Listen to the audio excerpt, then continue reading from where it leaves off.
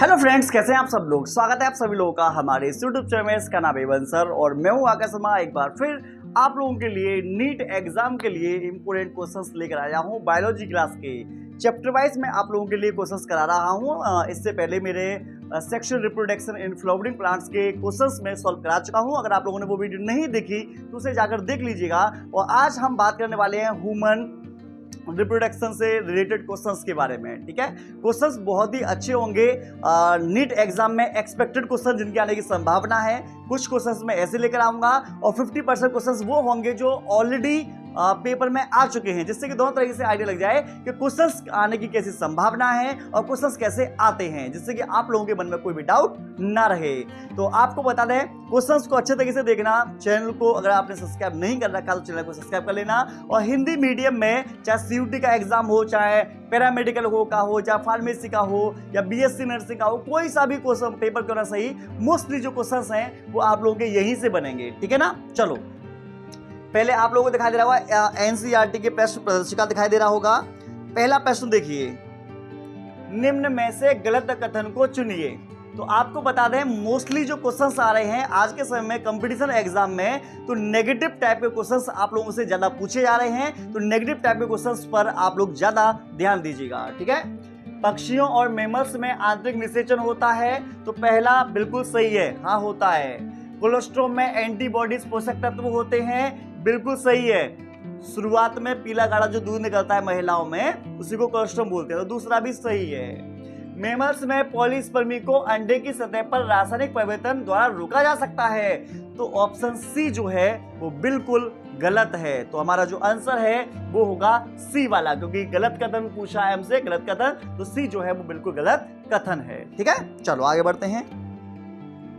आगे देखो, निम्न में से सही कथन को पहचानिए। तो अब आपको क्या बताना है, अब आपको सही कथन पहचानना है। ठीक है। एस्ट्रोजन का उच्च स्तर ओव्यूलेशन की तीव्रता को प्रेरित करता है। ठीक है। यौवनारंभ के बाद से ओवोनियम कोशिका प्रोलिफरेशन शुरू हो जाती है और नियमित रूप से क्रियात्मक होती हैं। आगे देखते हैं क्या कह रहा है ये। सेमिनिफेरस नलिकाओं से निकलने वाला स्पर्म अत्यधिक गतिशील होता है। ऋतुस्राव चक्र की पश्च ओव्यूलेशन प्रावस्था में प्रोजेस्टेरोन का स्तर उच्च होता है। यहां पर यह कहा जा रहा है। तो इसका आंसर जो है क्या है, जल्दी मुझे बताइए। तो जो इसका जो आंसर आएगा वो आपको बता दें, ये आएगा डी वाला। ऋतुस्राव चक्र पश्च ओव्यूलेटरी अवस्था में प्रोजेस्टेरोन का स्तर जो होता है वो उच्च होता है, मतलब प्रोजेस्टेरोन ज्यादा मात्रा में निकलेगा। ठीक है, आगे बढ़ते हैं। नर जनन तंत्र की निम्न रचनाओं में से बिमेल को चुनिए। बिमेल का मतलब है, 4 ऑप्शन दे रखे हैं, 4 में से 3 तो समान होंगे, एक इनमें से कोई अलग होगा। तो आपको बता दें, एपिडिडाइमस, ठीक है, रेट टेस्टिस और बासा एफ्रेंसिया, ये तीनों ही नर जनन तंत्र से संबंधित हैं। लेकिन जो इस्थमस है ये मादा जनन तंत्र से संबंधित है। तो इसमें 3 तो समान हो गए और बेमेल चुनना है। तो जो डी वाला है, जो डी वाला इस्थमस है, वो बिल्कुल बेमेल है। तो हमारा आंसर जो होगा वो डी आएगा, क्योंकि इस्थमस जो होता है वो फैलोपियन नलिका का सबसे अंतिम वाला पार्ट होता है। ठीक है ना। चलो आगे। सीमेन का द्रव भाग सेमाइनल प्लाज्मा निम्न के द्वारा बनता है। तो सीमेन किसे कहते हैं, सीमेन को बोलते हैं वीर्य। जब लड़का और लड़की आपस में लैंगिक संबंध बनाते हैं तो लड़के का जो तरल पदार्थ व्हाइट कलर का बाहर निकलता है उसी को वीर्य या सीमेन कहा जाता है। तो ये बनता किस चीज से है, तो सेमिनाइल वेसिकल्स, इसको बोलते हैं शुक्राशय। शुक्राशय को इंग्लिश में सेमिनाइल वेसिकल्स बोलते हैं, उसने हिंदी में लिख के दे दिया है। ठीक है। दूसरा प्रोस्टेट, अगला है बल्बोयुतक ग्रंथि। ठीक है। तो पहला दूसरा चौथा, पहला दूसरा चौथा, पहला दूसरा चौथा, तो ऑप्शन 20 का आंसर आएगा। यूरेथ्रा से सीमेन द्रव नहीं बनता। तो पहला दूसरा चौथा, इसका आंसर जो होगा बी हो जाएगा, 4 का बी। बिल्कुल सिंपल, बहुत ही आसान भाषा में आपको समझाया जा रहा है। इससे आसान भाषा में मुझे लगता है कि और कोई आप लोगों को समझा पाएगा। आगे देखो, स्पर्मिएशन स्पर्म की निम्न से मुक्ति की प्रक्रिया है। तो आपको बता दें, स्पर्मिएशन जो क्रिया होती है, सेमिनिफेरस नलिकाएं जिसको बोलते हैं शुक्र जनन नलिकाओं से मुक्त होने की प्रक्रिया को ही कहा जाता है स्पर्मिएशन। तो 5 का जो आंसर आएगा वो आएगा ए। ठीक है। चलो आगे देखो, एक स्वस्थ स्त्री के ओवा में परिपक्व ग्राफिन फॉलिकल सामान्यतः उपस्थित होती है। कब उपस्थित होगी? तो आपको बता दें परिपक्व ये होगा ऋतुस्राव चक्र के 11 से लेकर 17वें दिनों के बीच में। तो एमसी चक्र जो होता है ध्यान रखना 28 से 29 दिन का होता है, जिसमें कि ब्लीडिंग 3 से लेकर 5 दिन की होती है। ओव्यूलेशन जो होता है वो 14वें दिन होता है, ठीक है। तो 14वें दिन जो होगा वो 11 से 17वें के बीच में आएगा, तो ऑप्शन सी का बी आ जाएगा, ठीक है। चलो आगे, स्पर्म की एक्रोसोमल क्रिया किसके कारण होता है? तो स्पर्म मतलब शुक्राणु को इंग्लिश में स्पर्म बोलते हैं और स्पर्म को इसने हिंदी में लिख के दिया है। और आगे का जो भाग होता है एक्रोसोमल वाला भाग है वो ये रहा, इसको हम बोलते हैं अग्रपिंडक, ठीक है। इसकी ओवा की जेनोप्लाज्मा के साथ संपर्क, मादा यूट्रस वातावरण क्रियाएं, नर के एपिडाइडिस वातावरण क्रियाएं, यूट्रस में एंड्रोजन के उत्पादन। तो आपको बता दें स्पर्म की एक्रोसोमल क्रिया किसके कारण होती है? इसकी ओवा की जोना पेलुसिडा के साथ संपर्क। तो हमारा जो आंसर आएगा वो आएगा 7 वाले का ए, ठीक है। क्या आएगा? 7 वाले का ए। बहुत ही अच्छे प्रश्न हैं और देख रहे हैं एनसीईआरटी एग्जाम्पलर प्रॉब्लम्स आप लोग कर रहे हैं, और ये प्रॉब्लम्स आप लोगों को बता दें हर बच्चे को प्रॉब्लम में डाल देती हैं, क्योंकि यहाँ पर जो क्वेश्चंस होते हैं वो बहुत ही लॉजिकल, बहुत ही अच्छे लेवल के होते हैं, जिसमें पूरा दिमाग लगता है वास्तव में। अगर आप इन प्रश्नों को सॉल्व कर पा रहे हैं तो इसका मतलब नीट एग्जाम में जो क्वेश्चंस बनेंगे उनको आप करने में सक्षम होंगे। अगर ये क्वेश्चंस नहीं हो रहे तो इसका मतलब ये नीट एग्जाम में आपको 100% प्रॉब्लम्स आएंगे। आगे, निम्न में से कौन नर की सहायक ग्रंथि नहीं है? तो आपसे पूछा है नर की सहायक ग्रंथि नहीं है, ठीक है। सेमाइनल वेसिकल्स होती है, प्रोस्टेट होती है, बल्बोयूथर ग्रंथि होती है। एम्पुला, तो फेलोपियन नलिका का एम्पुला पार्ट में अंड का निषेचन होता है, और ये वाला एम्पुला पार्ट मादा भाग में पाया जाता है। तो नर की सहायक ग्रंथि नहीं है, कौन सी नहीं है? एम्पुला नहीं होगी, ठीक है। समझ में आ गया? चलो, अपरिपक्व नर जम कोशिका स्पर्मेटोजेनेसिस की प्रक्रिया द्वारा विभाजित होकर स्पर्म उत्पन्न करती है। इस संदर्भ में सही कथन को चुनिए। चुनते हैं सही कथन को। स्पर्मेटोगोनिया 46 गुणसूत्र होते हैं, सदैव अशुद्धि विभाजन होता है। प्राथमिक स्पर्मेटोजोआ मेयोटिक कोशिका विभाजन द्वारा विभाजित होता है। द्वितीयक स्पर्मेटोसाइट में 23 गुणसूत्र होते हैं और यह द्वितीयक मेयोटिक विभाजन से गुजरते हैं। तो ऑप्शन सी आएगा इसमें जो आंसर आएगा ऑप्शन सी आएगा, मोस्ट इंपोर्टेंट है। और ऐसे ही क्वेश्चंस आप लोगों को नीट एग्जाम में देखने को मिलेंगे, इतने बड़े बड़े क्वेश्चंस देखने को आप लोगों को मिलने वाले हैं। यहां पर आप लोगों के सामने मिलान दे रखा है, आपको बता दें बिल्कुल राइट मैं बताने वाला हूं। कम से कम पेपर में 15 से लेकर 18 आप लोगों के मिलान आएंगे, और मिलान करने का तरीका भैया अनोखा करना है अपना, ठीक है। सारे के सारे मिला के मत देखना, एक दो से तुम्हारा काम हो जाना चाहिए वैसे, ठीक है। चलो आगे देखें। सिर में होगा जेनेटिक पार्ट, ए का चौथा। तो ए का चौथा किसमें दे रखा है? ए का चौथा इसमें और इसमें, मतलब आंसर जो मेरा आएगा पहले वाले में बता दो, ए और डी में से आंसर नहीं आएगा, कंफर्म है। फिर मुझसे कहा इसने मध्य भाग में होती है ऊर्जा, तो बी का तीसरा इसमें दे रखा है, तो ऑप्शन बी जो है मेरा राइट आंसर है। मतलब 2 या 1 निकालने से मुझे पता चल जाएगा कि मेरा आंसर कौन सा है। मुझे सभी के सभी निकालने की जरूरत बिल्कुल नहीं पड़ने वाली। और आपको वैसे बता दे रहा हूं, एक्रोसोम वाले भाग में एंजाइम्स पाए जाते हैं, पूंछ वाले भाग स्पर्म की गतिशीलता। स्पर्म को गतिशील करने के लिए शुक्राणु की आवश्यकता होती है, पूंछ की आवश्यकता होती है। आगे देखो, निम्न में से किसमें 23 क्रोमोसोम्स होते हैं? क्रोमोसोम मतलब गुणसूत्र, 23 गुणसूत्र किसमें होंगे? तो देखो स्पर्मेटोगोनिया, ये इसमें होंगे 46। स्पर्मेटोगोनिया को शुक्राणु बोलते हैं। जायगोट जो होगा इसमें भी 46 होंगे, उगोनिया इसमें भी 46 होंगे। लेकिन द्वितीयक oocyte जो होता है ये अगुणित होता है और इसमें 23 गुणसूत्र पाए जाएंगे। समझ में आ गया? एक मिलान और आ गया आपके सामने, एक मिलान और आ गया, बहुत अच्छा है मिलान ये वाला। देखो, ट्रोफोब्लास्ट कोशिकाएं, ट्रोफोब्लास्ट ब्लास्टोसिस्ट की बाहरी परत जो एंडोमेट्रियम से होती हुई गुजरती है। क्लीवेज को विदलन बोलते हैं, विदलन को इंग्लिश में क्लीवेज बोलते हैं। क्लीवेज जो इंग्लिश का शब्द है उसको हिंदी में लिख के दिया है। जायगोट का मायोटिक विभाजन को समसूत्री विभाजन कहते हैं। समसूत्री विभाजन को इंग्लिश में मायोटिक डिवाइजन कहते हैं, उसको हिंदी में लिख के दे दिया। आंतरिक कोशिका समूह, कोशिकाओं का समूह जो भ्रूण के रूप में विभेदित होता है, इम्प्लांटेशन, इम्प्लांटेशन एंडोमेट्रियम में ब्लास्टोसिस्ट का अंतःस्थापन, ठीक है। तो डी का आएगा पहला, डी का पहला, डी का पहला इसमें बी वाले में और डी वाले में, तो मतलब बी मतलब ए और सी आंसर मेरा नहीं आएगा। कोष का मतलब सी का आएगा दूसरा, सी का दूसरा, सी का दूसरा, सी का दूसरा किस में आ रहा है मेरा, सी का दूसरा, सी का दूसरा इसमें आ रहा है, सी का दूसरा इसमें आ रहा है, तो मेरा आंसर जो होगा बी हो जाएगा। मेरा आंसर इसका बी है। आगे आगे क्वेश्चन देखिए, अच्छा प्रश्न है, निम्न में से कौन सा हार्मोन मनुष्य के प्लेसेंटा द्वारा स्रावित नहीं होता? कौन सा प्लेसेंटा द्वारा नहीं निकलेगा? HCG human Korean gonadotropin releasing hormone निकलेगा, एस्ट्रोजन भी निकलेगा, प्रोजेस्टेरोन भी निकलेगा, लेकिन LH हार्मोन माइंड से निकलता है। माइंड के अंदर एक होती है पीयूष ग्रंथि, पीयूष ग्रंथि से LH ल्यूटिनाइजिंग हार्मोन का स्रावण होता है। LH और FSH जो हार्मोन होते हैं वो पीयूष ग्रंथि से निकलते हैं, ना कि प्लेसेंटा से, ना कि अंडाशय से, ठीक है। सेमाइनल वेसिकल से निकलने वाली वाहिनी वासा डिफरेंशिया से जाती है और इसमें यूरेथ्रा इस रूप से में खुलती है, इस रूप में खुलती है। किस रूप में? सेमाइनल वेसिकल जो है ये शुक्राशय है, इंग्लिश के वर्ड को हिंदी में लिख कर दिया, यही वो कर रहा है और कुछ कर ही नहीं रहा भाई, वो सिर्फ एक ही काम कर रहा है। क्यों? क्योंकि हिंदी में तो तुम सब लोग जानते ही हो, और हिंदी वाला बच्चा कहां फंसेगा कि हिंदी के शब्द को इंग्लिश में लिख के दे देता है, वहीं जो यूपी बोर्ड का बच्चा है वो फंस जाता है। तो जो वाहिनी वासा डिफरेंशिया ये भी इंग्लिश का वर्ड है, हिंदी में लिख के दे दिया।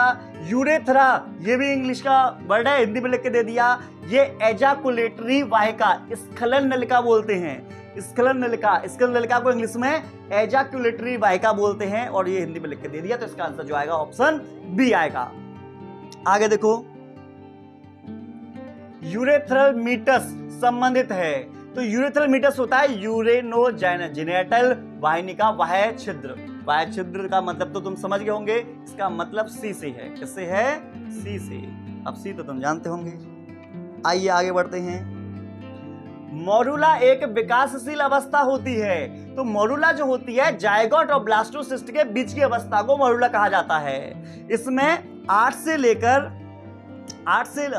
16 कोशिकाएं इसमें होती हैं, और ये गोल गेंदनुमा स्ट्रक्चर होती है जिसको तूतक कहा जाता है। हिंदी में क्या बोलते हैं? तूतक, और इंग्लिश में क्या बोलेंगे? मोरुला, ठीक है। और मोरुला को इसने क्या दे दिया? हिंदी में लिख के दे दिया। ओव्यूलेशन के समय ओवम को ढकने वाली झिल्ली होती है, कौन सी झिल्ली होती है? तो 99% जो आएगा वो ये आएगा, कोरोना रेडिटा। तो कोरोना रेडिटा जो होगा वो ओवम को ढकने वाली झिल्ली का नाम है, ठीक है ना। अंडाणु के स्ट्रक्चर को जब आप देखेंगे तो वहां पर ये वाली स्ट्रक्चर जो है दिखाई दे जाएगी आप लोगों को। निम्न में से बेमेल को पहचाने।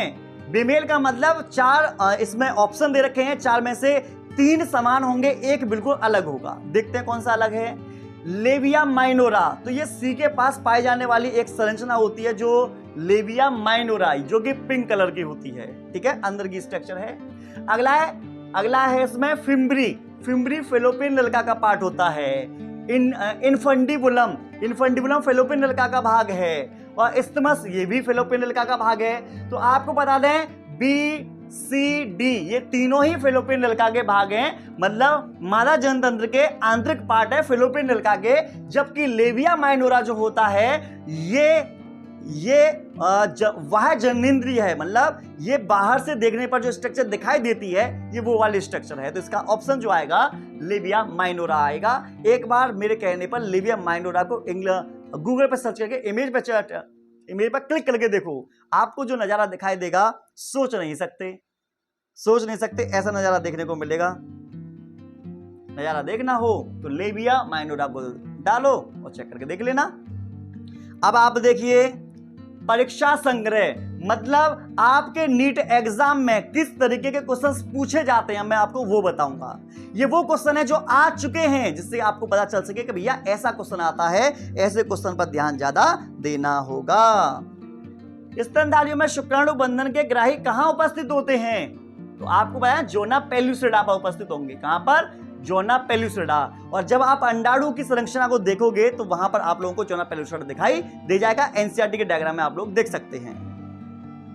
मानव में प्रसव के आरंभ के लिए निम्न में से कौन सा महत्वपूर्ण अवयव नहीं है? आपके सामने दिया, सारे के सारे क्वेश्चन दे दिए और लास्ट में क्या बोल दिया? नेगेटिव बोल दिया, नहीं है। भैया यही तो देखना है। ठीक है। प्रोस्टाग्लैंडिन संश्लेषण होगा, ऑक्सीटोसिन होगा, एस्ट्रोजन प्रोजेस्टेरोन होगा, प्रोलैक्टिन का मोचन ये इसमें आंसर नहीं आएगा, तो ऑप्शन सी इसका आंसर होगा। सगर्भता के उत्तरार्ध की अवधि में कौन सा रिलैक्सन हार्मोन को स्रावित करता है? कौन करेगा रिलैक्सन हार्मोन को? भ्रूण करेगा का? भ्रूण से कोई हार्मोन थोड़ी ना निकलने वाला, गर्भाशय यहां से भी कोई हार्मोन नहीं निकलने वाला, ग्राफिन पटक से भी नहीं निकलने वाला, तो इसमें आएगा पीतपिंड। पीतपिंड को ही बोला जाता है कार्पस ल्यूटेम। कार्पस ल्यूटेम जो होगा रिलैक्सन हार्मोन को रिलीज करेगा, ठीक है। द्वितीयक अंडक का अर्धसूत्री विभाजन पूर्ण होता है, तो ये द्वितीयक अंड का अर्धसूत्री विभाजन पूरा कब होगा? ये होगा संभोग के समय, युग्म बनने के समय, शुक्राणु एवं अंडाणु के संलयन के समय। तो शुक्राणु एवं अंडाणु के संलयन मतलब निषेचन मिलने के समय द्वितीयक अंडक का अर्धसूत्री विभाजन पूरा हो जाएगा, तो 4 का आंसर आएगा सी। आंसर क्या आएगा? सी। निम्न में से कौन ग्राफिन पुटक से अंडाणु का मोचन करेगा? कौन मोचन करेगा? प्रोजेस्टेरोन की उच्च मात्रा, गलत। एलएच की निम्न मात्रा, गलत। एफएसएच की निम्न मात्रा, गलत। एस्ट्रोजन की उच्च मात्रा, तो इसका आंसर आएगा 5 का डी। जब एस्ट्रोजन जो होगा, जब आप एनसीईआरटी के डायग्राम को देखेंगे, एमसी चक्र वाले को देखेंगे, तो वहां पर एक ग्राफ दे रखा है एस्ट्रोजन प्रोजेस्टेरोन का हार्मोन के लेवल का। तो एस्ट्रोजन हार्मोन जो होता है 14वें दिन इसकी मात्रा जो होती है वो काफी बढ़ जाती है, जो अंडोत्सर्जन को प्रेरित करने का काम करता है। सही मिलान करना है। क्या करना है? सही मिलान। तो आपको बता दें कि जो अपरा है, अपरा का मानव जरायु गोनाडोट्रोपिन ए का दूसरा, तो ए का दूसरा कहां दे रखा है? ए का दूसरा दे रखा सी में। कहां दे रखा? सी में, तो आंसर क्या आएगा? सी। बार बार आंसर सी आ रहे हैं आजकल, ठीक है। जोना पेलुसिडा जो होगा अंडाणु के पास है, बल्बोयुक्त ग्रंथियां जो है, ठीक है, ये क्या करेंगी? सिस्ट का स्नेह करेंगे लीडिंग कोशिका से, एंडोजन हार्मोन जो होगा वो स्रावित हो जाएगा। इसका ऑप्शन भी सी है। आगे बढ़ो। अंडाणु केंद्रक से द्वितीयक ध्रुवीय पिंड कब बाहर निकलते हैं? तो शुक्राणु के प्रवेश के बाद, लेकिन निषेचन से पहले। तो इसका आंसर जो आएगा वो आएगा बी। क्या आएगा? बी। तो बी सी ये वाले काम चल रहा है यहाँ पे, तो 7 का बी आएगा इसमें। एग्जाम अचीवर्स देख रहे होंगे, मैं क्वेश्चंस जो करा रहा हूं, नीट एग्जाम में जो क्वेश्चंस आ चुके हैं आपके पेपर में, मैं वो क्वेश्चंस आप लोगों को सॉल्व करा रहा हूं। चलिए, शुक्राणु का परिपथ बताना है कौन सा सही है। शुक्रजन नलिका है तो वृषण नहीं आएगा, ये नहीं आएगा, ये नहीं आएगा, ये भी नहीं आएगा। शुक्रजन नलिकाएं, इसके बाद में वृषण जालिका, उसके बाद में शुक्रवाहिकाएं, उसके बाद में अधिवृषण, उसके बाद में शुक्रवाहिक, उसके बाद में स्क्लेरोल वाहिनी, उसके बाद में मूत्रमार्ग, उसके बाद में यूरेथ्रल मीटस। तो इसका आंसर जो है वो होगा सी। इसका भी आंसर क्या आया? सी आया। और देख रहे हैं ना तुम सी कितनी इंपोर्टेंट है, ऑप्शन सी बार बार आ रहा है। सगर्भता को बनाए रखने के लिए अपरा कौन से हार्मोन स्रावित करेगा? अपरा से HCG, HPL, progesterone, estrogen. Option A, 9 का ए, मतलब ऑप्शन ए जो है, ये जो हार्मोन होते हैं ये निकलेंगे कहां से? सगर्भता को बनाने के लिए, मतलब प्रेगनेंसी के दौरान ये वाले हार्मोन्स निकलते हैं। आइए, शुक्राणु जनन और शुक्राणु जनन स्पर्मेशन में क्या अंतर है? अंतर बताना है। चलो, शुक्राणु जन्म में शुक्राणु का सर्टोली कोशिका, गलत है। शुक्राणु जन्म में शुक्राणु बनते हैं, जबकि शुक्राणु जन्म में शुक्राणु बनते हैं, गलत है। शुक्राणु जन्म में प्रशुक्राणु बनते हैं, ये भी गलत है। शुक्राणु जन्म में शुक्राणु बनते हैं, जबकि शुक्राणु जन्म में शुक्राणुओं की सर्टोली कोशिका से शुक्रजन नलिकाओं की गुहिका में मोचन होता है। तो इसका जो आंसर है वो आएगा डी। और ये डी आंसर जो है बहुत ही इंपोर्टेंट है, और यही क्वेश्चन वो है जो नीट में आते हैं। मैं वही क्वेश्चन करा रहा हूं आप लोगों को, प्रीवियस ईयर में आ चुके प्रश्न हैं, जिससे आपके माइंड को पता चल सके कि भैया क्वेश्चन यहां से आता है आखिरकार। स्तनपायी भ्रूण की भ्रूणवाह्य झिल्ली उल्ब किससे बनती है? तो जब कोई महिला प्रेग्नेंट होती है तो उस के गर्भ में जो बच्चा होता है उसके चारों तरफ एक झिल्ली होती है, उस झिल्ली के अंदर बच्चा बंद रहता है, तो उससे बोलते हैं उल्ब बोल देते हैं। तो उल्ब बनता है बाह्य त्वचा और मध्य स्तर से। बाह्य त्वचा को बोल देंगे एक्टोडर्म और मीसोडर्म, ठीक है। ऑप्शन सी आएगा इसमें। आज की क्लास में सी ऑप्शन तो दबा के आए, और इस चैप्टर में भी सी रिलेटेड है। प्रचुरोद प्रावस्था, प्रस्रावी प्रावस्था, ऋतुस्राव प्रावस्था। ऋतुस्राव प्रावस्था सी का बन, तो सी का बन कहां दे रखा है? सी कार्बन पहले में और तीसरे में। स्रावी पुटिका, स्रावी पुटिका, तो ये पीतपिंड प्रावस्था, तो बी का तीसरा, बी का तीसरा, बी का तीसरा ऑप्शन ए, पहला वाला आ जाएगा इसमें ऑप्शन ए। आगे देखो, क्षमतायन कहां होता है? क्षमतायन मतलब मेल और फीमेल आपस में लैंगिक संबंध बनाते हैं, तो क्षमतायन कहां होगा? मादा जनन क्षेत्र में। इसी जगह तो देखी जाती है भैया क्षमता, तो इसी यहाँ पर क्षमतायन कहा गया है। मजाक कर रहा हूं, क्षमतायन मादा जनन क्षेत्र को कहा जाता है। ठीक है, आगे, निम्नलिखित में से कौन सा शुक्राणु के परिवहन के पद को सही रूप से बताता है? वृषण जालिका गलत, वृषण जालिका गलत, शुक्रवाहिका अपवाही नलिकाएं नहीं, ये नहीं आएगा। अपवाही ये भी नहीं आएगा। वृषण जालिका अपवाही नलिकाएं, एपिडिडाइमिस शुक्रवाहक, ऑप्शन सी। इसका भी आंसर क्या आया? Option C. अरे भाई रे भाई, ये चैप्टर में तो या कोई सा प्रश्न आए ना आए, तुक्का मारना हो तो ऑप्शन सी मार देना, आपका आंसर सही चला जाएगा। आगे देखो, मॉन्स प्यूबिस, मॉन्स प्यूबिस वो पार्ट होता है महिला के जो योनि के आसपास में जो बाल होते हैं, जो गुदगुदादार वाला भाग होता है, उसी पार्ट को कहा जाता है मॉन्स प्यूबिस। तो ये क्या है? मादा वाह्य जननेंद्रिय। तो एक का तीसरा कहां दे रखा है भैया? बहुत दे रखा है। फिर बोला एट्रम, एट्रम बी का चौथा, तो बी का चौथा ये भी कई जगह दे रखा है। ठीक है, ट्रोफेक्टोडर्म भ्रूण बनता है। नेवेनकर्ण ये शुक्राणु बनता है। तो डी का दूसरा, डी का दूसरा। तो यहां पर तुम आप लोग चेक कर लेना। ठीक है, मैंने सारे के सारे बता दिए हैं। तो इस तरीके से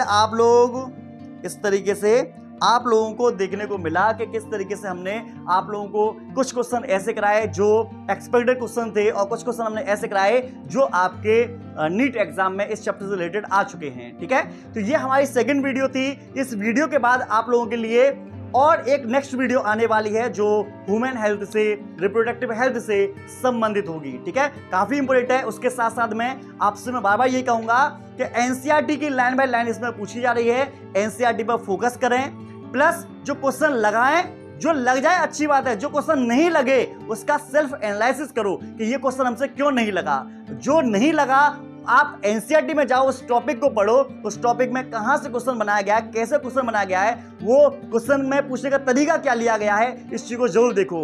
और ऐसे प्रश्नों में इंग्लिश के वर्ड को वो हिंदी में लिख कर दे देता है। तो इसलिए आप लोगों को, जितने भी हिंदी मीडियम के बच्चे हैं, आप लोगों से सभी से कहना है कि आप लोगों को क्या करना है, इन सभी के इंग्लिश के वर्डों को भी आप लोगों को याद करना है, जिससे कि इंग्लिश के वर्ड को जब वो हिंदी में लिख कर दे दे तो आप लोगों को कोई भी समस्या ना हो। तो आप लोगों को वीडियो कैसी लगी आप हमें जरूर बताइएगा, और ऐसे इंटरेस्टिंग वीडियो को देखने के लिए आप लोगों का बहुत बहुत धन्यवाद। बस ऐसे जुड़े रहिए, तैयारी करते रहिए, और लोगों को वीडियो को शेयर करते रहिएगा। चलो मिलते हैं नेक्स्ट वीडियो में। और आप लोगों के लिए वीडियो आया करेगी, मैं 2 टाइम बता रहा हूं। शाम के समय आप लोगों के लिए वीडियो आएगी 7:30 बजे, और मॉर्निंग में जो वीडियो आएगी वो आएगी 11 बजे। 2 टाइम मैंने बता दिए, इन दोनों टाइम पर वीडियो मिलेगी नीट के लिए। ठीक है।